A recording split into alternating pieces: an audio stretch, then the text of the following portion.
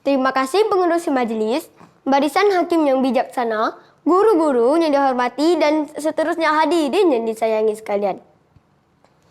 Assalamualaikum warahmatullahi wabarakatuh. Saya akan menceritakan sebuah cerita yang bertajuk Akibat Tidak Mendengar Kata.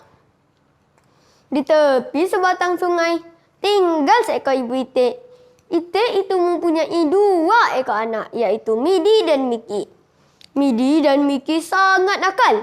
Mereka selalu tidak mendengar kata ibu itik. Nasihat yang diberikan oleh ibu mereka bagaikan mencurahkan air ke daun keladi. Setiap kali ibu itik memberikan nasihat, Midi dan Miki selalu mengingkarinya. Ibu itik sering melarang Midi dan Miki supaya jangan bermain terlalu jauh. Tetapi anak-anak itik itu mengendahkan larangan ibu mereka. Mereka sering menentangnya, Midi dan Miki kepala batu.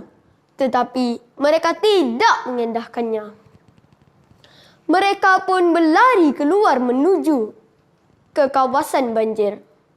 Setibanya di sana, anak-anak itik dapat melihat banjir sedang melanda kawasan kampung. Air banjir itu telah menenggelami beberapa buah rumah. Wah, banyak sungguh air di kawasan itu, kata Midi. Mereka pun berdiri di tempat yang agak jauh sedikit. Hujan semakin lebat. Tanpa mereka sedari, tempat mereka berdiri itu telah digenangi air bah. Midi dan Miki terkejut. Mereka segera berusaha untuk beredar dari situ.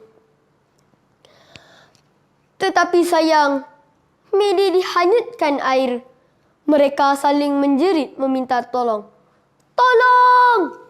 Tolong! Jerit Midi. Mereka cuba untuk menyelamatkan Midi. Tetapi air bah terlalu deras. Mujurlah ibu itik segera mendengar suara Midi meminta pertolongan. Ibu itik segera datang. Ibu itik segera menangkap Midi. Ibu itik menarik Midi ke darat. Midi dan Miki menangis kerana terlalu terkejut. Kemudian, ibu itik membawa Midi dan Miki pulang. Sampai sahaja di tempat mereka, ibu itik berkata, bukankah banyak kali ibu sudah katakan, jangan keluar bermain di luar rumah. Sekarang musim hujan.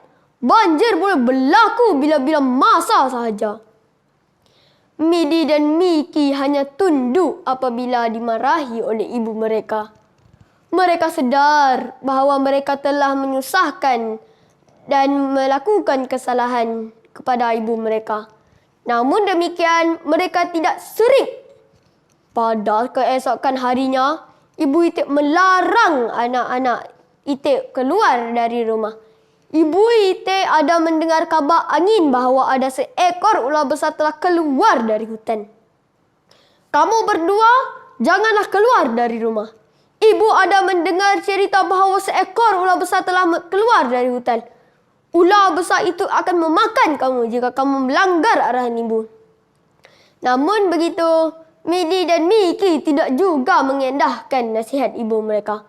Marilah kita keluar, Miki. Saya ingin melihat ular besar itu. Betulkah ular itu sangat jahat dan besar? Tanya Midi. Betul, Midi. Saya pun teringin melihat ular besar itu. Ibu mesti sengaja mereka-reka cerita mengenai ular itu untuk menakutkan kita. Jawab Miki. Midi dan Miki mengangguk kepala, mengiaikan kata-kata Miki. Ibu itik keluar untuk mencari makanan untuk Midi dan Miki. Mereka keluar dari rumah secara senyap-senyap. Kemudian mereka berjalan menyusuri kebun dan sungai.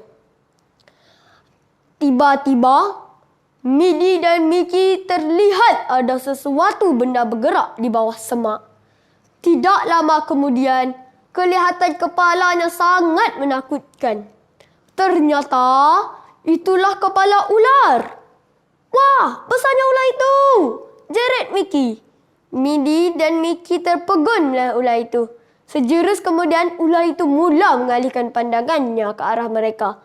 Rupa-rupanya ular itu telah mendengar suara Mickey. Ular besar itu pun cuba mendekati mereka. Midi dan Mickey melangkah dan berlari dengan pantas. Ular itu mula mengejar mereka dari arah belakang mereka. Ketakutan. Mereka menoleh ke belakang. Midi dapat melihat ular itu masih mengejar mereka. Cepat lari!